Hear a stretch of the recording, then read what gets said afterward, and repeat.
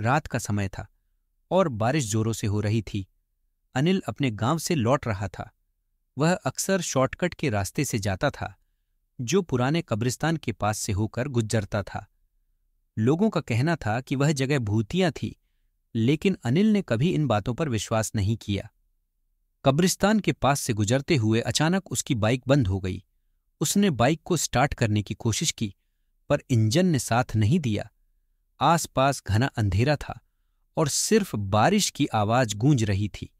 उसने बाइक को सड़क किनारे खड़ा किया और सोचने लगा कि क्या किया जाए।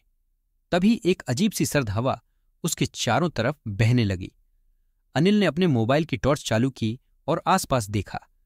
अचानक उसे दूर एक सफेद साया दिखा। वह साया धीरे धीरे उसकी ओर बढ़ रहा था। उसकी सांसें तेज हो गईं, दिल की धड़कनें बढ़ने लगीं। साया जैसे जैसे करीब आता गया, अनिल की टांगें कांपने लगीं। वह डर के मारे चिल्लाने ही वाला था कि अचानक वह साया गायब हो गया। अनिल ने सोचा कि यह उसकी आंखों का धोखा होगा।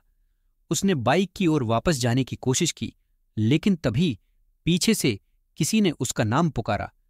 अनिल! उसका शरीर ठंड से सिहर उठा। उसने पीछे मुड़कर देखा। वही सफेद साया फिर से उसकी ओर बढ़ रहा था, लेकिन इस बार उसकी आंखें लाल थीं।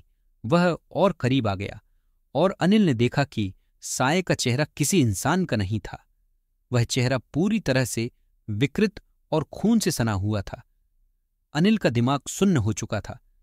वह भागने की कोशिश करने लगा, लेकिन उसके पैर जैसे जम गए थे।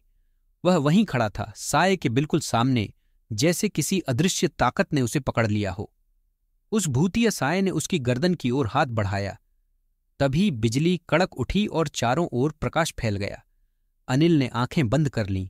जब उसने आंखें खोलीं तो साया गायब हो चुका था, लेकिन उसके हाथ में एक पुरानी धूल भरी चूड़ी पड़ी थी, जो शायद किसी औरत की थी। अगले दिन गांव में यह खबर फैली कि सालों पहले उस कब्रिस्तान में एक औरत की रहस्यमय तरीके से मौत हो गई थी और वह चूड़ी उसी औरत की थी। अनिल ने तुरंत उस जगह से दूरी बना ली और फिर कभी उस रास्ते से नहीं गुजरा।